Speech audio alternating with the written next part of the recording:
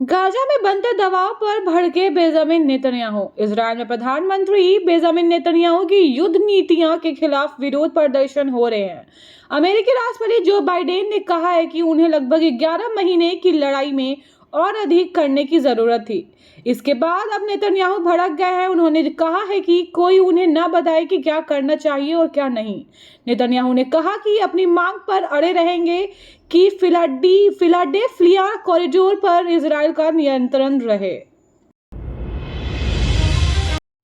भारत से जाकर कनाडा में खालिस्तानी प्रदर्शनों में शामिल हो रहे युवा।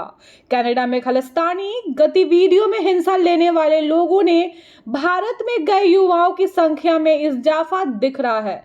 संदेह है कि ऐसे लोग बड़ी संख्या में खालिस्तानियों के कनाडा में होने वाले प्रदर्शनों में शामिल हो रहे हैं, जो वहां बसना चाहते हैं। इस लोगों को लगता है कि खालिस्तान की मांग वाले प्रदर्शनों में शामिल होकर वो वहां की सरकार के समक्ष माहौल बना लेंगे।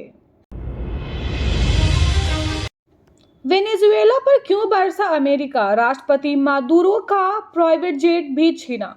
अमेरिका ने वेनेजुएला के राष्ट्रपति निकोलस मादुरो के निजी जेट डसॉल्ट फाल्कन 900 EX को जब्त कर लिया है। $13 मिलियन मूल्य के इस विमान को फ्लोरिडा के फोर्ट लॉडरेडर में ले जाया गया है। यह विमान अवैध रूप से खरीदा और निर्यात किया गया था, जो अमेरिकी प्रतिबंधों का उल्लंघन है। अमेरिकी अधिकारियों का दावा है कि इस विमान का उपयोग मादुरो की अंतर्राष्ट्रीय यात्राओं के लिए किया जाता था, जिससे उनकी पहुंच बढ़ गई थी। इस जब्ती के बाद अमेरिका और वेनेजुएला के बीच तनाव बढ़ने की संभावना है।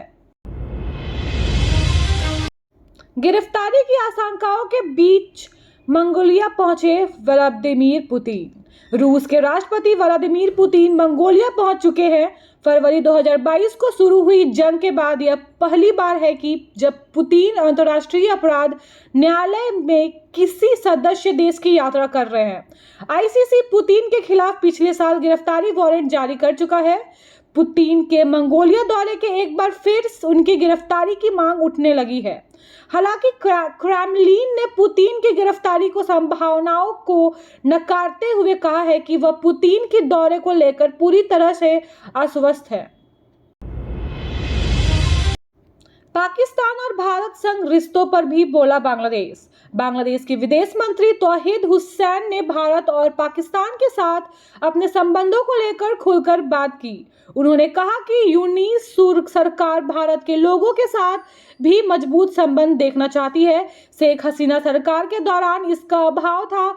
हुसैन ने कहा कि भारत के प्रति बांग्लादेशी जनता के मन में गुस्सा कम करना संभव है। पाकिस्तान पर हुसैन ने कहा कि अब वे पाकिस्तान के दुश्मनी नहीं चाहते, क्योंकि उनकी दोस्ती हमें फायदा ही देगी।